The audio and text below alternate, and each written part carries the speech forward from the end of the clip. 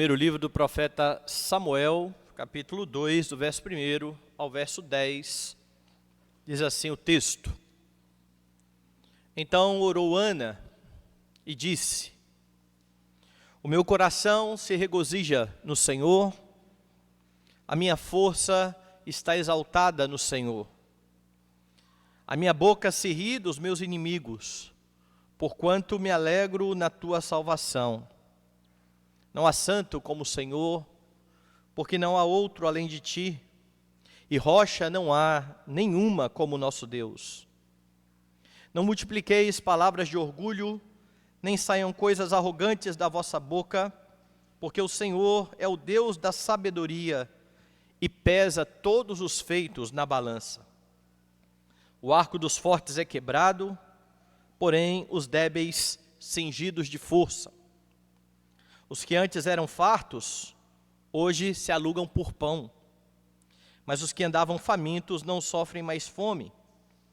Até a estéril tem 7 filhos, e a que tinha muitos filhos perde o vigor.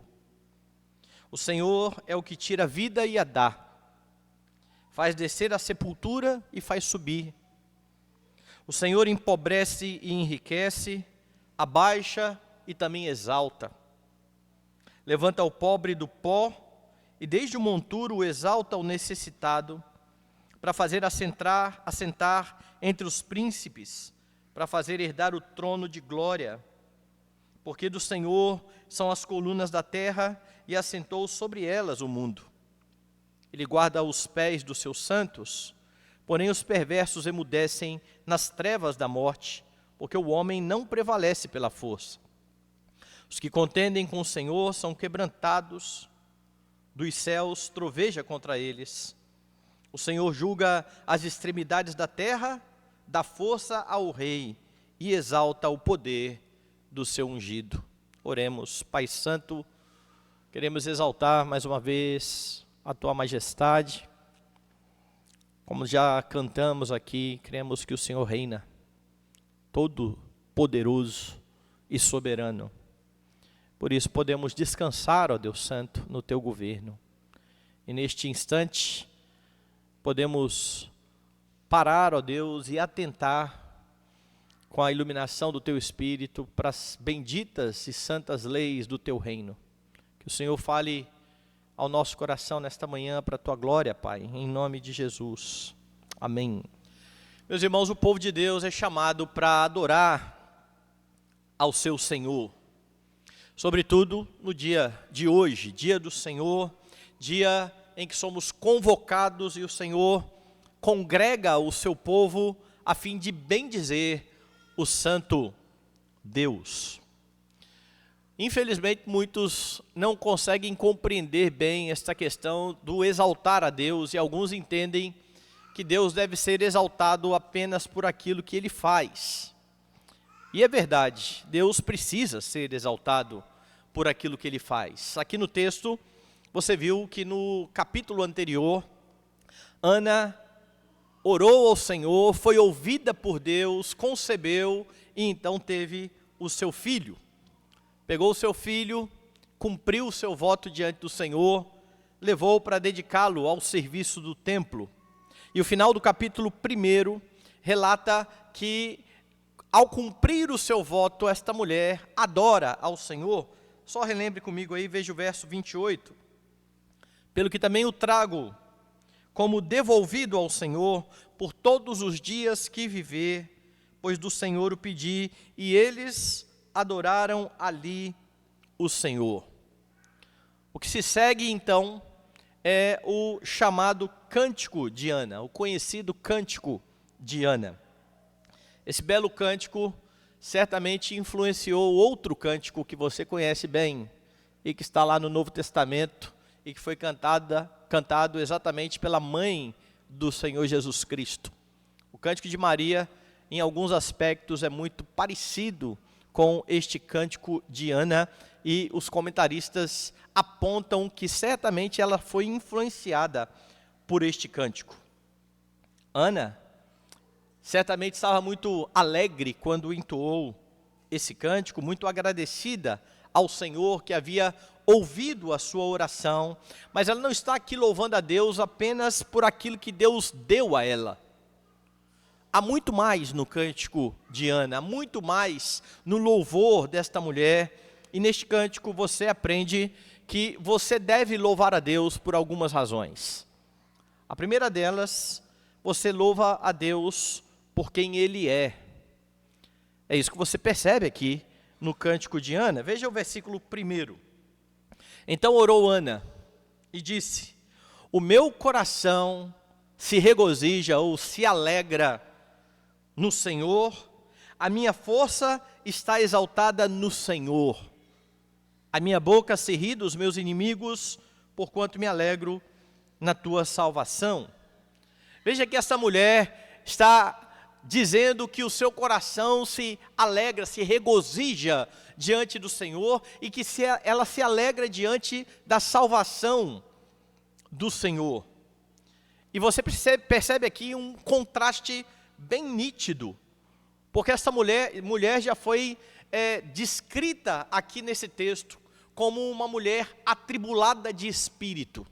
Dê uma olhada aí no verso de número 18 do capítulo 1. E disse ela: ache a tua serva à mercê diante de ti.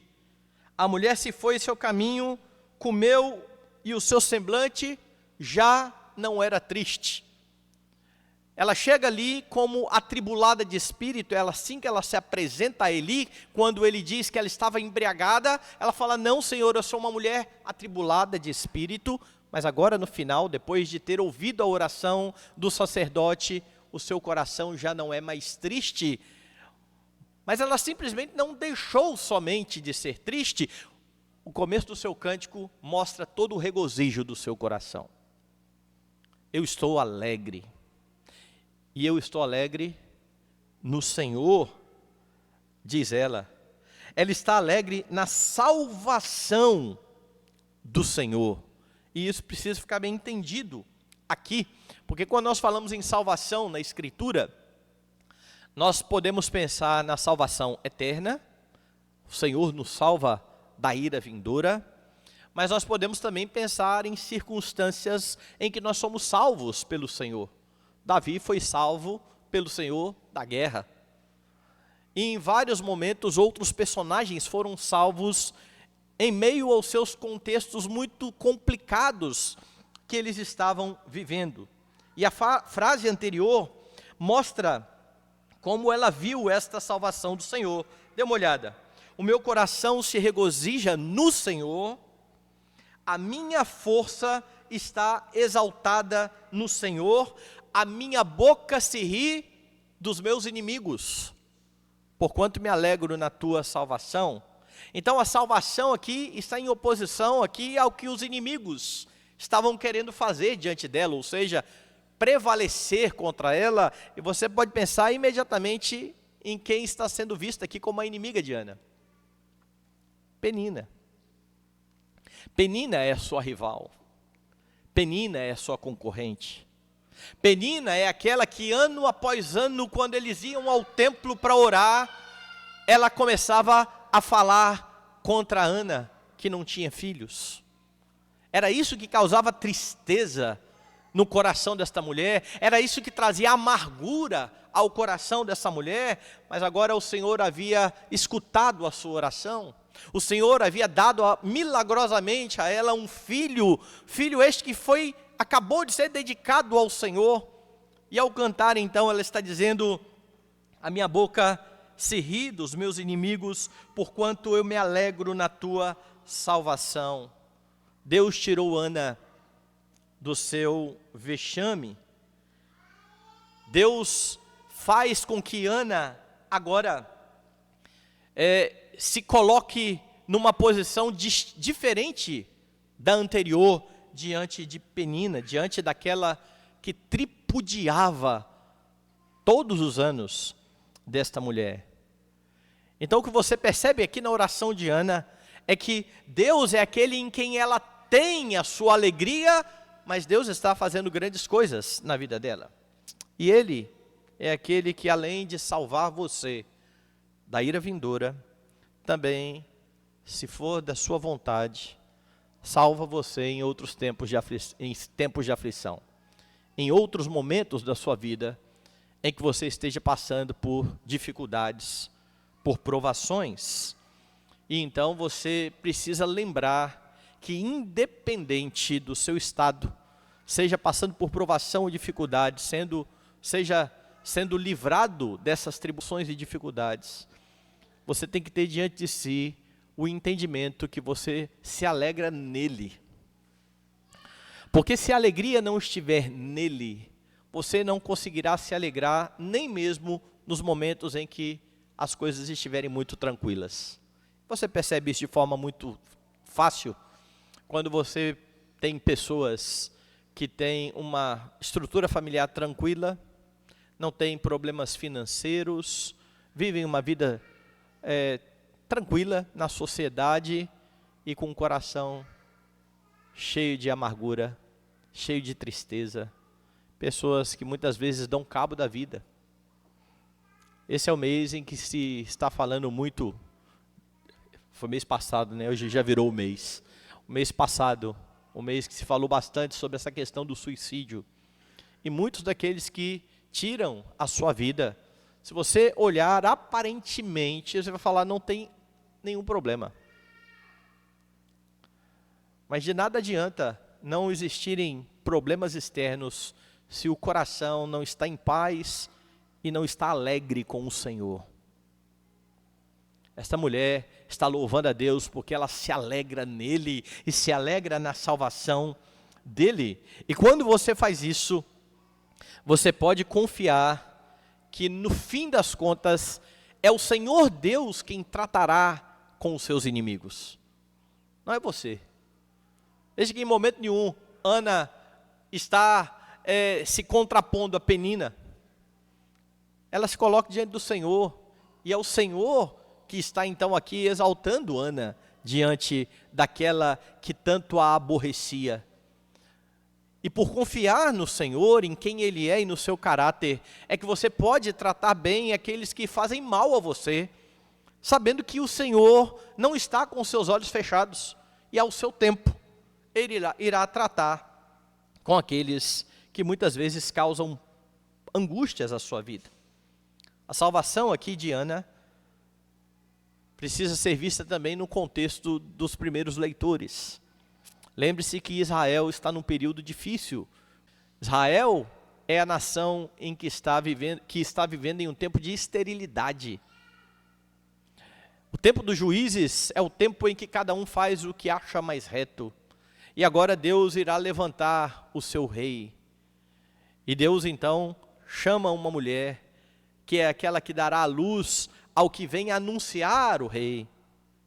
E Israel está olhando para toda essa história, vendo que o Deus que fez Ana frutificar, conceber, é o Deus que cuida do seu povo e que continuará cuidando do seu povo. Deus não é o salvador de Ana, simplesmente. Deus é o salvador de Israel, e não há outro como ele. Ana está louvando a Deus por saber também que não há nenhum outro comparável ao seu Salvador. Veja o verso 2. Não há santo como o Senhor, porque não há outro além de ti, e rocha não há nenhuma como o nosso Deus. Ela então exalta aqui a santidade do Senhor, o seu caráter santo, puro. Não há ninguém como Ele. Não há outro em quem alguém possa se firmar. Não há rocha como o Senhor. Ou seja, este Deus Santo é o verdadeiro local de segurança. É nele que você se refugia. É nele que você se esconde. É nele que você está firmado, pois não há nada nem ninguém que se compare a Ele. E por vezes, crentes que esquecem dessa grande verdade, tentam achar refúgio e segurança em outros lugares que não no Senhor. Confiam na sua capacidade, confiam na sua riqueza, no seu dinheiro, confiam na pretensa estabilidade da sua profissão. Confiam na sua família. Só que cada uma destas coisas, que são bênçãos que o Senhor nos dá, quando elevadas a esta categoria de refúgio e segurança, se tornam refúgios frágeis. Você vai se ver muitas vezes como aquele porquinho da história, lembra da história dos 3 porquinhos, que construiu a sua casinha de palha e entrou ali achando que estava seguro, e foi só um sopro do lobo e a casa se foi. Pois aqueles que se refugiam em outro lugar que não o Senhor Deus, a rocha eterna, se verão dessa forma. Aparentemente estão seguros. Não há segurança fora do Senhor, porque não há nada que se compare ao Senhor. É por isso que mesmo nas tribulações, quando você olha ao seu redor e aparentemente não há recursos, você lembra que não há outro como o Senhor. E você o louva por aquilo que Ele é. Muitos crentes vivem desesperados, exatamente por esquecer que o Senhor é a sua rocha eterna. Muitos crentes esquecem deste caráter santo de Deus que Ana está louvando aqui, e é por isso que muitas vezes em suas tribulações, ao invés de recorrer àquele que é santo e é sua fonte segura, eles começam a atribuir falta a Deus. Queixam-se de Deus, murmuram diante de Deus. Há muitos que inclusive atribuem maldade a Deus, quando as coisas não estão saindo como eles acham que deveriam sair.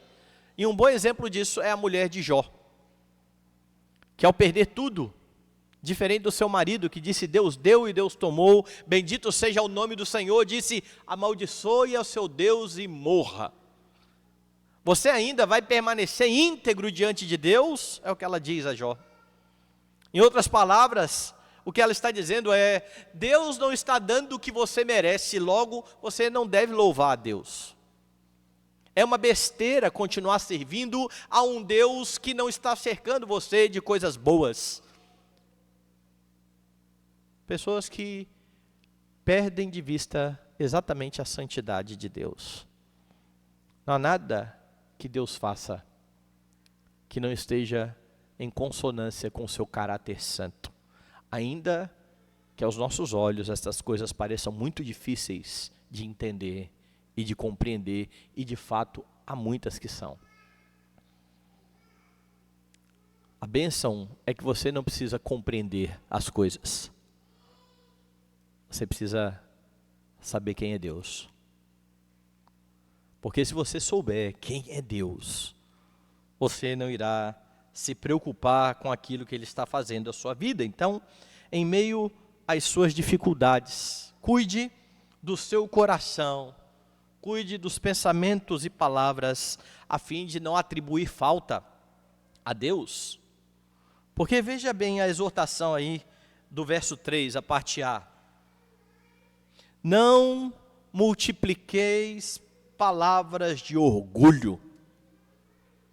Ana, em seu cântico, exalta quem é Deus, e agora então, ela olha para aqueles que estão ouvindo o que ela tem a dizer e diz, olha, cuidado com o que vocês estão dizendo. Não multipliquem palavras de orgulho. E a razão para a exortação aqui é o entendimento de que Deus é sábio e de que Ele julga com equidade. Ele está atento a tudo aquilo que é dito. É por isso que na parte B ela diz, nem saiam coisas arrogantes da vossa boca, porque o Senhor é o Deus da sabedoria e pesa todos os feitos na balança. É claro que essas palavras são primeiramente direcionadas à sua rival. Aquela que, diante da quantidade de filhos, em oposição à esterilidade da primeira esposa de Eucana, começa então a falar contra ela, esquecendo-se que o Senhor Deus era soberano sobre toda aquela situação. de que não havia nada naquela situação que estivesse fora do controle dele.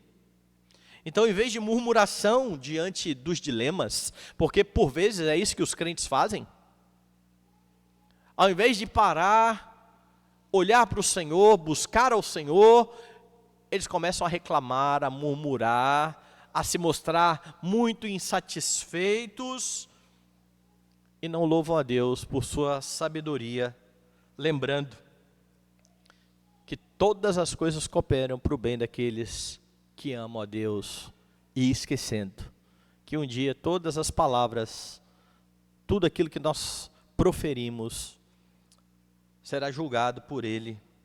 Então louve a Deus por quem Ele é. Às vezes nós queremos louvar ao Senhor somente quando Ele nos concede algumas coisas. Deus é digno de ser louvado porque Ele é o santo e a rocha eterna em quem nos refugiamos. Mas há mais. Você precisa louvar a Deus pelo que Ele faz. Agora sim. Você já viu aqui que Ana mencionou que a sua inimiga foi calada pelo Senhor. A minha boca se ri dos meus inimigos, porquanto eu me alegro na tua salvação. A segunda frase aí do verso 1 mostra que Deus também fez mais alguma coisa. Veja o que diz aí. O meu coração se regozija no Senhor, a minha força está exaltada no Senhor, a minha boca se ri dos meus inimigos, porquanto me alegro na tua salvação. Então ela diz, não há santo como o Senhor, porque não há outro além de ti.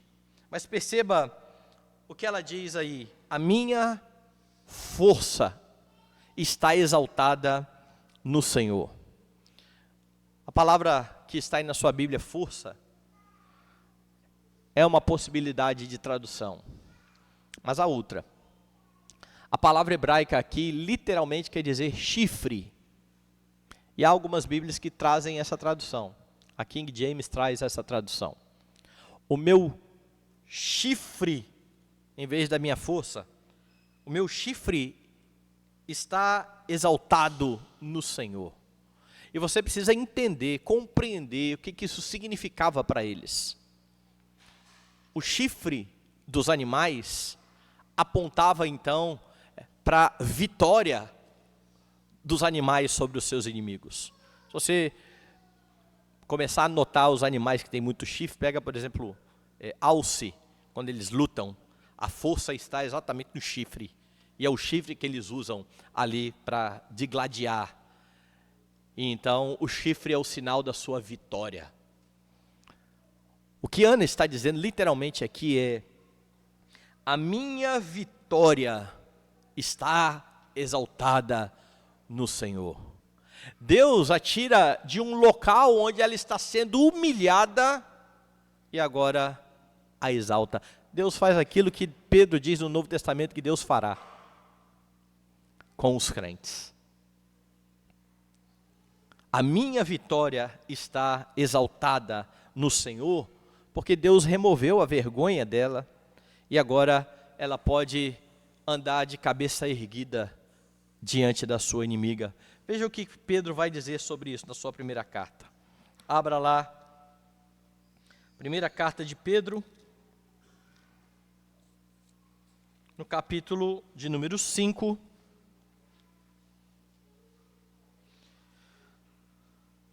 Na parte B aí do verso 5.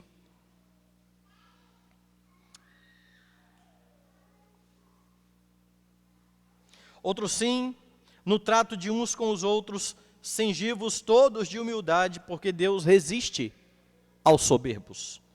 Contudo, aos humildes concede a sua graça.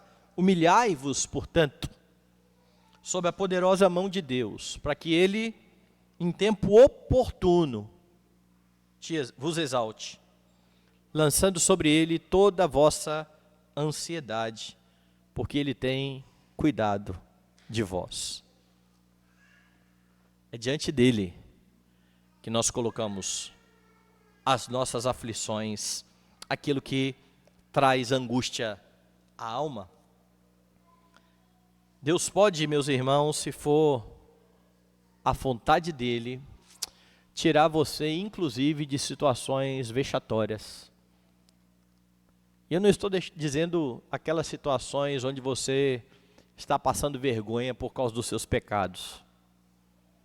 Porque muitas das vergonhas pelas quais passamos são fruto de pecado. Escolhas erradas, atitudes erradas.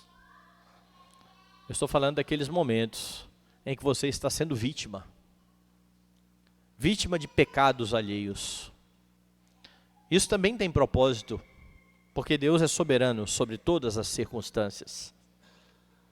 E se Ele quiser, no devido tempo, Ele irá tirar você dessa situação. Por vezes nós nos preocupamos muito com a nossa reputação e fazemos de tudo para manter a reputação, inclusive pecamos para manter a reputação. Há um autor que eu gosto muito, que é o Lu Priolo, que diz uma coisa muito dura. Ele fala: pois Deus, se quiser, vai tirar de você a sua reputação, porque Ele tem propósitos para isso. E se Ele quiser, Ele vai devolver a sua reputação. A você cabe ser santo, ser obediente. Se o Senhor quiser, Ele pode fazer o que Ele fez na vida desta mulher.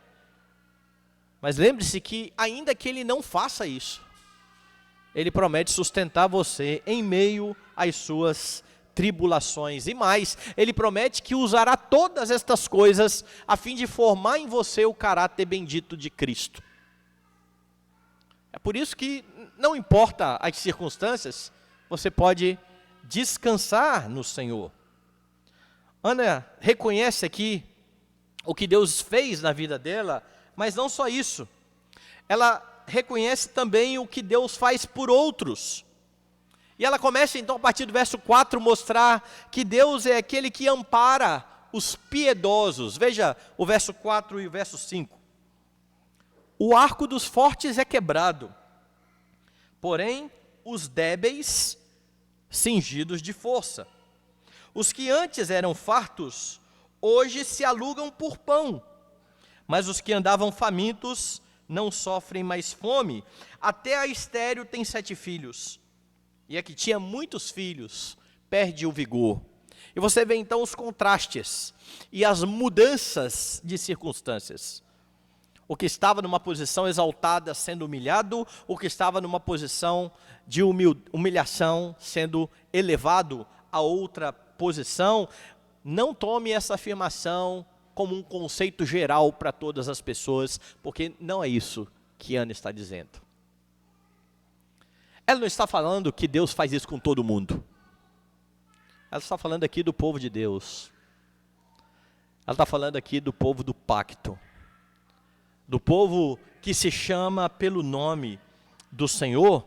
Ela está falando da ação de Deus em favor do seu povo, dos humildes, em relação aos orgulhosos, a semelhança daquilo que Jesus falará lá no Sermão do Monte. Dê uma olhada lá, Mateus capítulo 5.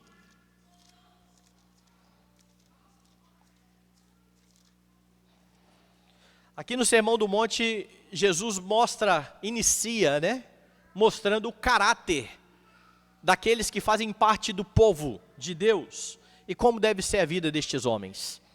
No verso 3, então, ele diz: bem-aventurados os humildes de espírito, porque deles é o reino dos céus. E aqui você já percebe que essa não é afirmação para todo e qualquer humilhado, mas para aqueles que entendem que diante de Deus não tem nada a oferecer, e que por causa disso se rendem ao Senhor. Deles é o reino dos céus.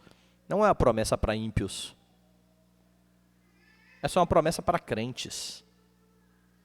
Ímpios não gozarão destas bem-aventuranças, apesar de os nossos políticos ímpios, por vezes, distorcerem as escrituras e tentarem citar alguns textos assim, para falar de justiça.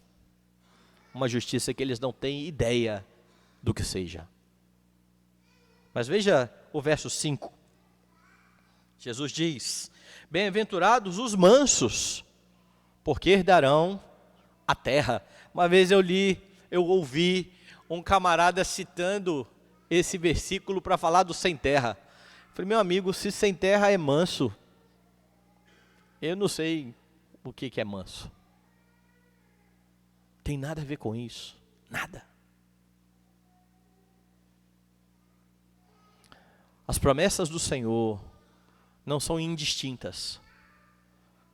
Elas têm um alvo. É o seu povo. Não foi por todos que Jesus derramou o seu sangue, foi pelo seu povo. A sua obra gloriosa não foi por todos, foi pelo seu povo. E é por isso que é o seu povo, aquele que será alvo destas bênçãos. E é por isso então que ao olhar para o cântico de Ana, eu disse, olha, não tome esta afirmação de Ana de forma generalizada, porque muitos distorcem isso aqui para falar de uma suposta justiça social que vai alcançar os pobres do mundo inteiro. Não é sobre isso que está falando o texto. Não procure isso, porque não é esse o ponto aqui. Ana menciona algo interessante aí. Ela diz, até a estéril tem 7 filhos. E esse número aqui é importante. E eu quero que você abra o livro anterior aí, o livro de Ruth, para você lembrar disso. Eu falei sobre isso quando eu falei de Ruth, capítulo 4.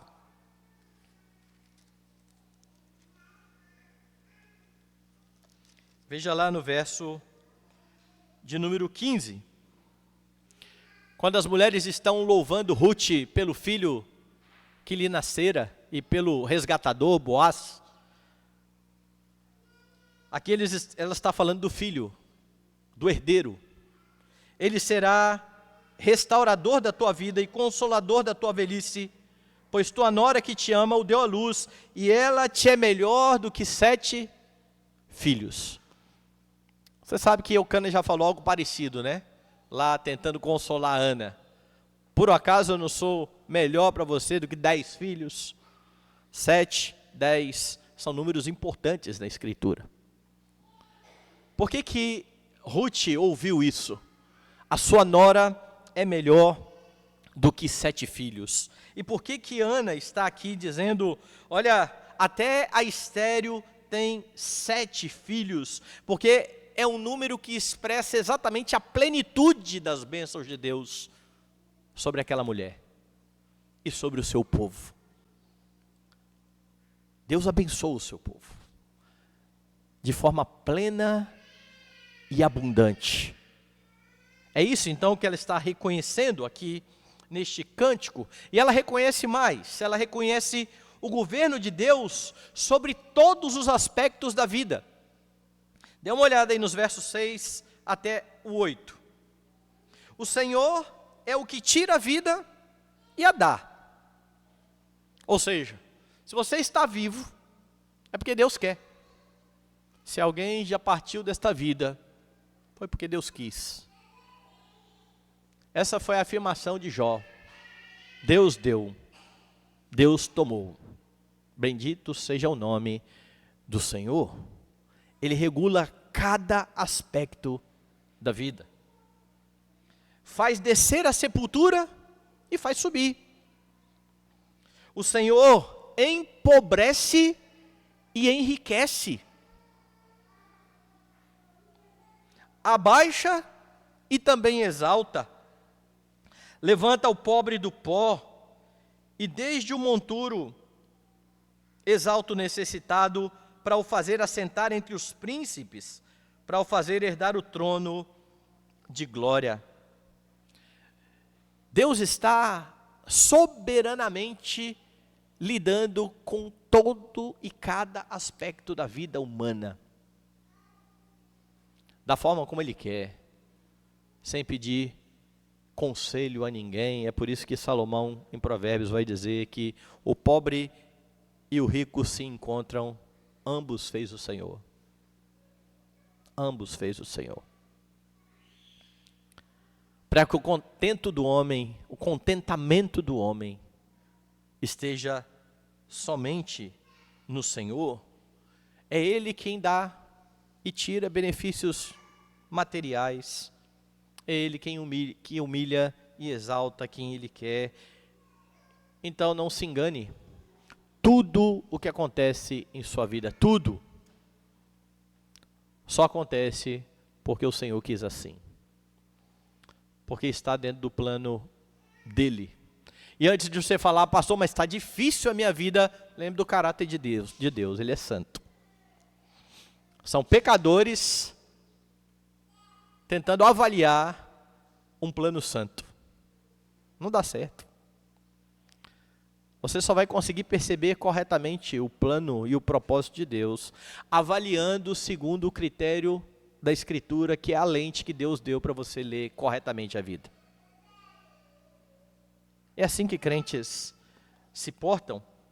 Então louve a Deus por tudo aquilo que Ele tem feito em sua vida, mesmo os momentos de tribulação. Louve a Deus por tudo aquilo que Ele tem feito por meio da sua vida. Nós louvamos a Deus por quem Ele é, nós louvamos a Deus pelo que Ele faz. Não é sem razão, então, que Paulo vai orientar no Novo Testamento, em tudo dai graças, porque esta é a vontade de Deus em Cristo Jesus para convosco. Deus está soberanamente conduzindo a sua vida, sem perder o controle de nada. É por isso que crentes louvam o Senhor na abundância e na escassez. É por isso que crentes falam como Paulo, tudo posso naquele que me fortalece. Crentes encontram motivos de dar glória a Deus, até em meio a tragédias e calamidades. Agora nós sabemos que é muito fácil louvar a Deus quando as coisas vão bem. Mas quando as coisas aparentemente estão fora de controle, pelo menos do nosso, fica um pouco mais difícil. Lembre-se que Ele está conduzindo a sua história. Você pode não perceber, mas Ele está aí. No verso 9, você aprende um pouco mais. Você aprende que você deve louvar a Deus por sua justiça.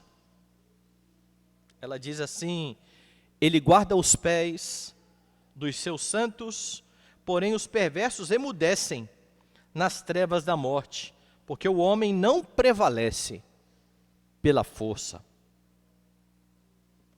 Ao mesmo tempo em que Ele abençoa aqueles que são dele, Ele dá a justa paga ao réprobo.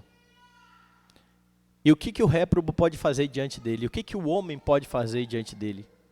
Nada. Não há o que fazer diante dele. Lembra da expressão do Salmo 2? Os poderosos e os reis da terra se levantam, conspiram contra Deus. E Deus ri deles. Deus ri deles. Mudando o que tem que ser mudado, porque não há comparação entre quem Deus é e o que é o homem. Mas é como os pais que estão aí brincando com seus filhos, bem pequenininhos ainda, e eles acham, então pegam o pai e puxam o braço e seguram e acham que estão fazendo grande coisa. Estou segurando meu pai. Tá nada. Os pais sacudir a mão assim, o menino vai longe. Não tem noção do que está fazendo. O que uma criança pode fazer diante de um adulto? Nada. Pois os poderosos da terra, mesmo conspirando contra o ungido do Senhor, nada podem fazer. É isso que Ana está reconhecendo aqui, quando ela diz, o homem não prevalece pela força. Então, louve a Deus por sua justiça. Ainda que a mão do Senhor esteja pesando sobre pessoas que você ama. Porque é fácil a gente dizer assim, pesa a mão, Senhor, sobre esses ímpios aí que estão no governo. E quando o ímpio está dentro da sua casa? E Deus está pesando a sua mão sobre o seu filho, sobre o seu esposo, sobre a sua esposa, sobre a sua mãe, sobre o seu tio. É fácil falar que faça a Deus a sua justiça, é fácil lá fora, né? Mas nós precisamos lembrar que mesmo quando Deus julga aqueles que estão próximos de nós, Ele o faz em santidade. E Ele precisa ser louvado por isso. E exaltado por isso. Mas há um último motivo aqui de louvor a Deus. Ana está louvando a Deus e você deve louvar a Deus, porque Ele provê um rei para o povo. Lembre o contexto. Não há rei em Israel, cada um fazia o que achava mais reto. Samuel está mostrando a transição, o livro de Samuel está mostrando a transição desse terrível tempo em que não há rei e que cada um faz o que acha mais reto, para um tempo em que o povo seria governado por reis. Se Ana, usada por Deus ao orar, está profetizando a vinda do rei, do grande rei. Ela está profetizando a vinda do ungido do Senhor. Dê uma olhada no verso 10. Os que contendem com o Senhor são quebrantados. Dos céus troveja contra eles. O Senhor julga as extremidades da terra, dá força ao rei e exalta o poder do seu ungido. Ela termina o seu cântico falando a respeito do ungido do Senhor. Primeiro ela está dizendo aqui que Deus julga e pune todos aqueles que se opõem a Ele.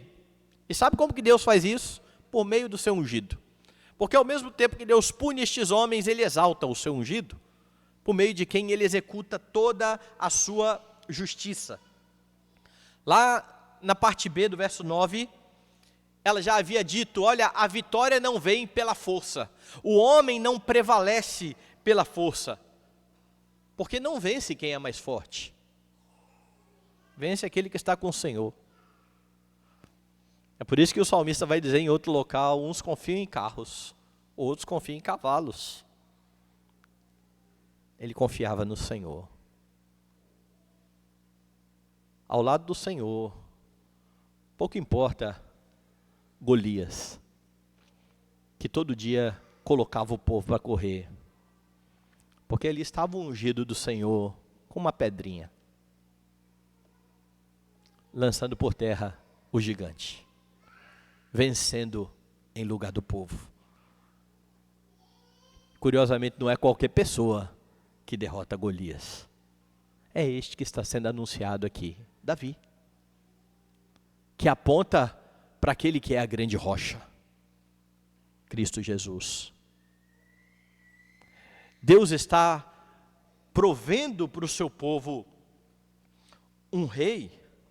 O Senhor executa o juízo e o faz por meio do seu rei, e é por isso que Deus fortalece e exalta o seu ungido. Fica muito claro aqui que isto é uma profecia, quando você compara o que Ana está cantando. Ana está cantando, Samuel acabou de nascer, Samuel será levantado como um profeta e sacerdote, Samuel irá ungir o grande rei de Israel, Davi, e no final da vida de Davi, Davi também irá cantar.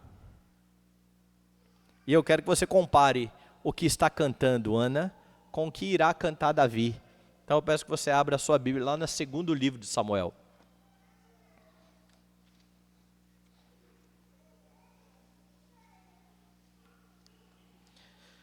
Segundo livro de Samuel 23.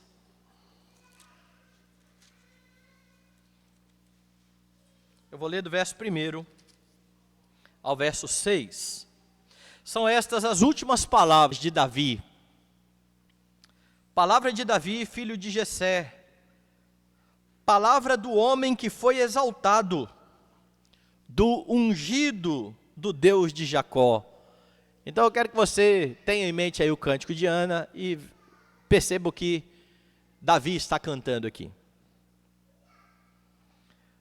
Do mavioso salmista de Israel, o Espírito do Senhor fala por meu intermédio, a sua palavra está na minha língua. Disse o Deus de Israel, a rocha de Israel, a mim me falou.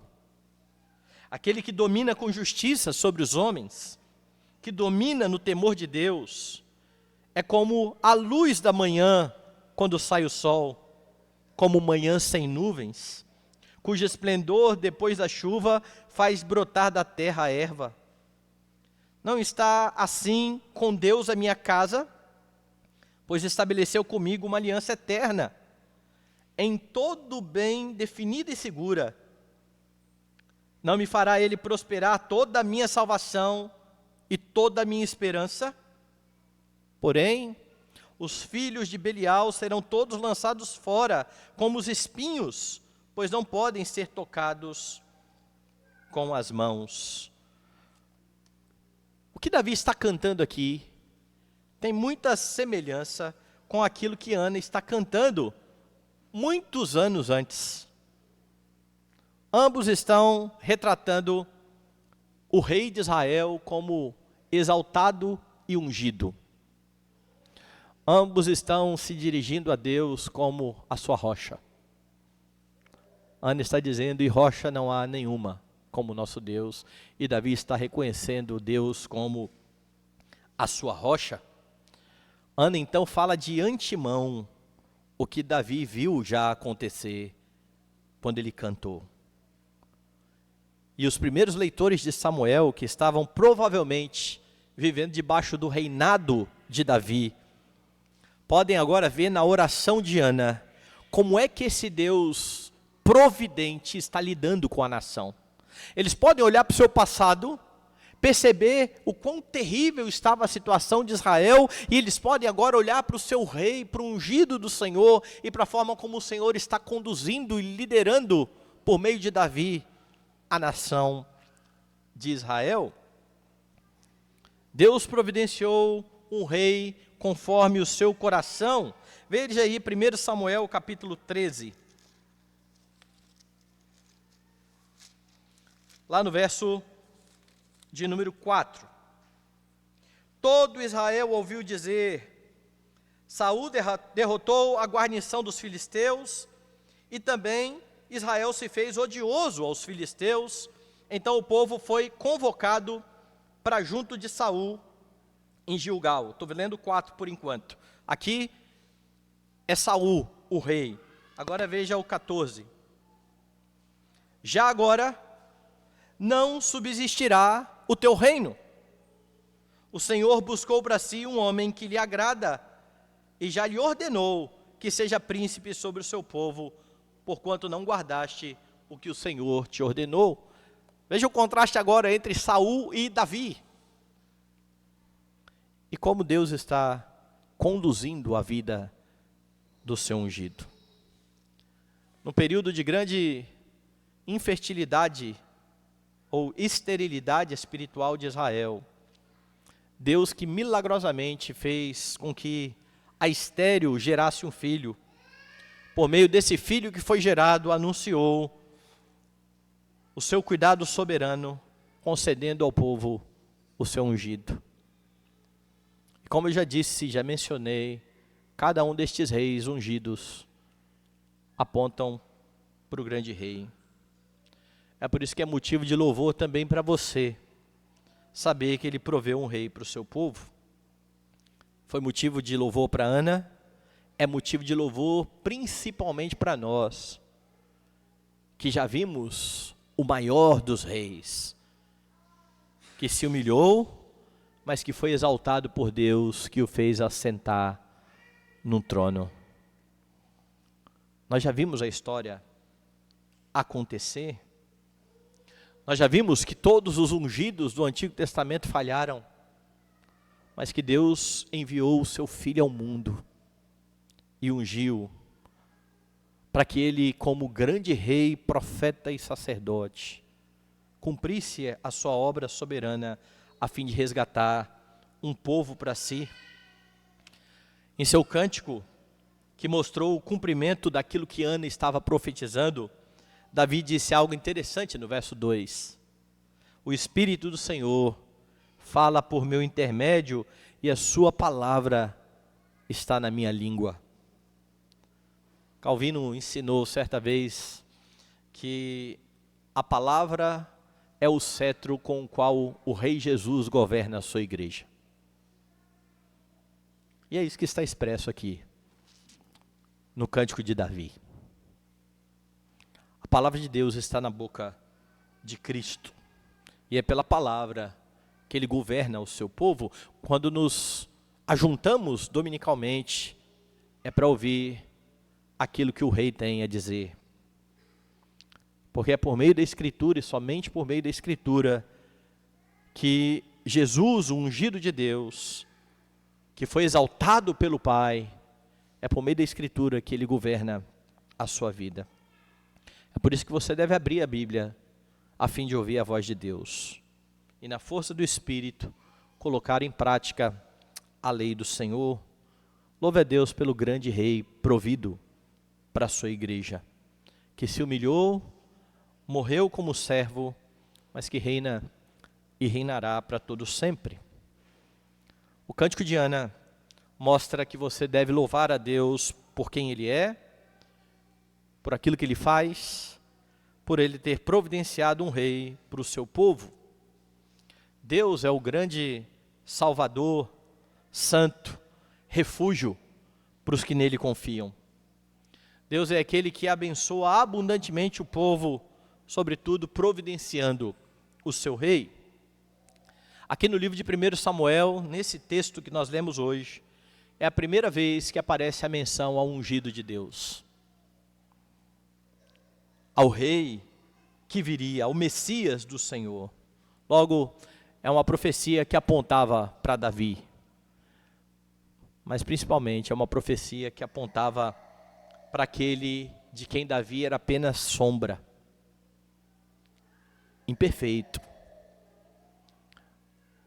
Era uma profecia sobre aquele que gloriosamente está assentado no trono e estará para todo sempre. E Ana, após dar à luz aquele que vai ungir a Davi, expressou o seu louvor.